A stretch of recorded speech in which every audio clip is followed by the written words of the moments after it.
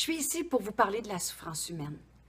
Parce que la souffrance fait partie vraiment de nos vies et elle nous constitue. Et pourtant, on en sait très peu de choses. On la subit et on n'est pas du tout maître de ce qui nous arrive. Alors que tout ce que je fais est là pour qu'on puisse revendiquer notre plein pouvoir. Quoi si on avait le pouvoir sur notre souffrance? Quoi si on avait vraiment la capacité de moduler qu'est-ce qui nous arrive?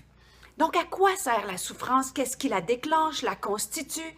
Est-ce qu'il y a des moyens de s'alléger ou de se défaire, d'éviter ces récurrences? Est-ce qu'elle sert à mériter quelque chose? Est-ce qu'elle est payante? Est-ce qu'il y a des bénéfices positifs, négatifs? Est-ce qu'on peut en faire un tremplin? Donc, voilà ce dont je veux vous entretenir aujourd'hui. Vu que la souffrance est dans nos vies, aussi bien la connaître en détail. Donc, moi, j'ai creusé pour savoir c'est quoi qui déclenche la souffrance, c'est fait de quoi, pourquoi elle nous arrive. Et on le comprend mieux quand on le compare à son pendant physique, qui est la douleur. Parce que la souffrance, elle, est émotionnelle, morale, alors que la douleur est physique. Si je suis assis et j'ai le pied sous mes fesses, ça se peut qu'au bout de quelques minutes, d'un certain temps, j'aie une douleur ou peut-être un malaise qui attire mon attention. L'objectif du malaise ou de la douleur va être que je porte attention pour montrer que quelque chose est en train de nuire au bon fonctionnement ou qui ne coule pas dans le sens naturel de ce qui est. Pour ce qui est de la souffrance, c'est exactement la même chose. La vie coule et on n'a pas appris à couler avec, mais la vie va dans une direction. Et si on ne suit pas le mouvement naturel de nos penchants, de nos habiletés, de nos forces, de ce qui coule de source en nous, la vie déclenche, par le biais de nos émotions, la souffrance. Les émotions peuvent être positives pour nous dire qu'on est à la bonne place. Quand on vit de l'émerveillement, de la joie, de la reconnaissance, de l'excitation, c'est des émotions qui nous disent qu'on est en expansion, en ouverture. Mais dès qu'on vit des émotions qui sont contractantes, la peur, la colère, la peine, c'est en train de nous orienter dans une direction pour nous dire exactement ce qui ne va pas.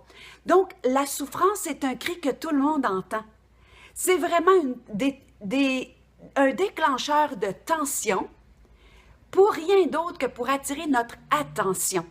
Donc, dès qu'on vit une tension, ça demande notre attention. Et je fais une parenthèse pour vous dire que la paix permanente n'existe pas sans l'écoute de nos émotions et sans l'écoute donc de notre souffrance.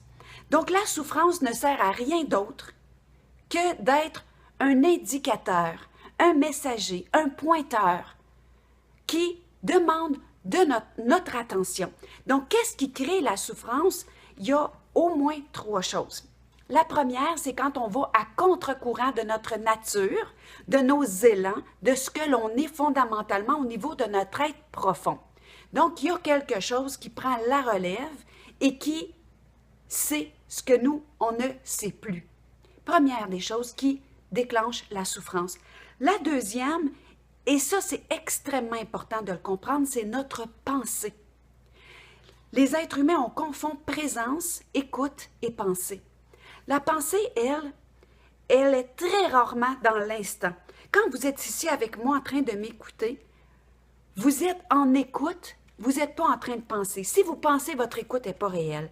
La pensée, elle, est toujours en train de prendre quelque chose du passé, que ce soit tantôt, hier, jadis ou naguère, peu importe la distance du côté du passé, pour ramener ça dans le présent, le ressasser et créer des émotions comme le ressentiment, la colère, les frustrations, toutes les émotions caustiques. Et ce qu'elle fait avec ça, c'est de projeter dans l'avenir que ce qui s'est passé va se répéter. C'est un recycleur et elle ne sert absolument à rien parce que la vie nous présente du frais à chaque instant et comme on a acquis des expériences, on a acquis de la sagesse et des nouvelles compréhensions, notre instant présent ne sera jamais à la couleur du passé et notre futur non plus. Donc, il y a une grosse perte de temps dans l'énergie qu'on met à nos souvenirs qui sont très rarement positifs. Donc, si on peut voir comment notre pensée nous mène dans la souffrance, ça change une vie. Et pour ceux qui vont dire, ben c'est trop difficile de voir à quoi je pense, observez comment vous vous sentez, parce que votre senti est directement lié à ce à quoi vous pensez.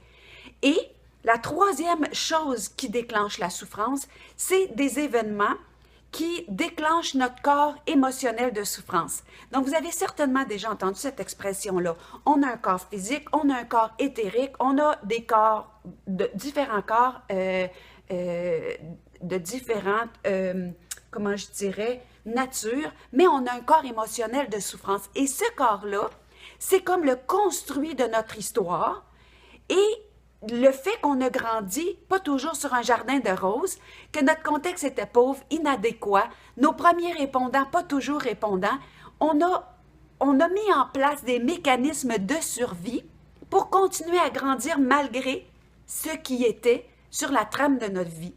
Et ces mécanismes de survie-là ont souvent été des mécanismes de résistance à ce qui était douloureux ou souffrant ou non répondant, et on a bâti à l'intérieur de nous ce que je pourrais appeler des nœuds, des résistances. Et ces résistances-là demeurent en nous, dans notre inconscient. Et quand un événement similaire à la souffrance du passé se présente, nos résistances s'enclenchent. Et la résistance, en général, on est porté à la fuir. C'est pas beau, c'est pas ésotérique, c'est pas spirituel, c'est pas, en général, c'est pas positif. Et c'est la plus grande erreur que les gens en croissance, en spiritualité font. Nos résistances, on doit vraiment les utiliser comme quelque chose d'excessivement précieux. Ces tensions qui demandent complètement notre attention. Parce que quand on reste complètement en observation silencieux au niveau de la pensée, mais en observation bienveillant, accueillant, maternant, validant face à nos résistances, qu'on les observe, si on est là vraiment avec une attention réelle, sans penser, ces résistances-là vont céder et nous dévoiler les mécanismes qu'ils cachent. Le mécanisme va céder et nous montrer la vulnérabilité, devrais-je dire, qu'il cache. Et c'est la seule façon de se défaire de la souffrance, parce qu'au moment où notre attention consciente est mise sur ces vulnérabilités-là qu'on porte, c'est comme si le seul besoin humain, derrière tous les besoins, c'est d'être vu. Et au moment où on voit cette vulnérabilité-là cachée derrière nos résistances, la vulnérabilité est vue, est pris soin, est accueillie en bienveillance et ça change complètement qui on est, ça libère, c'est la seule façon de libérer des vieilles émotions qui cherchent à terminer leur route en se présentant sous forme de souffrance et de contraction, donc de résistance. C'est la seule façon d'éviter les récurrences douloureuses de nos souffrances. Maintenant, est-ce que la souffrance sert à mériter quelque chose? Est-elle payante? Dans les conférences que j'ai données sur le sujet, j'ai entendu plein de choses comme on a tous entendu que ça nous donnait des airs lousses pour gagner un éventuel ciel. C'est n'importe quoi.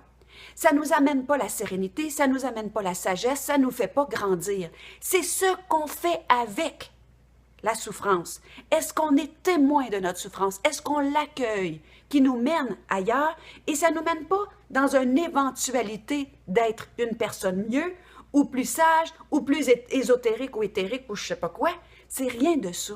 Ça nous mène à se libérer de nos vulnérabilités emprisonnées derrière. Et c'est dans l'instant présent qu'on est plus sage, et c'est dans l'instant présent qu'on est plus paisible et plus enligné, complètement dégagé.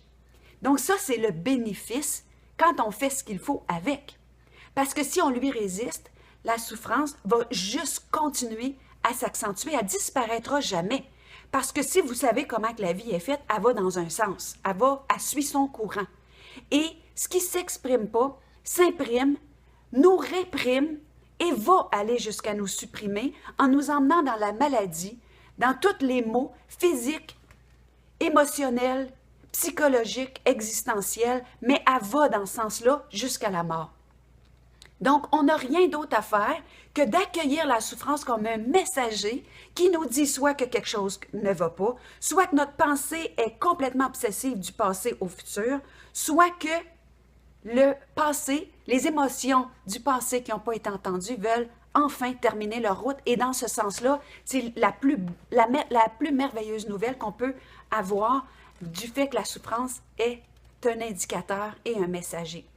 Est-ce qu'elle peut devenir notre allié? Est-ce qu'on peut en faire un tremplin? Mais absolument, quand on sait que à chaque fois qu'elle se présente, j'ai à me réaligner. C'est comme, ah, OK, j'ai compris, je suis à côté, je vais écouter, je vais être plus en présence, plus en bienveillance.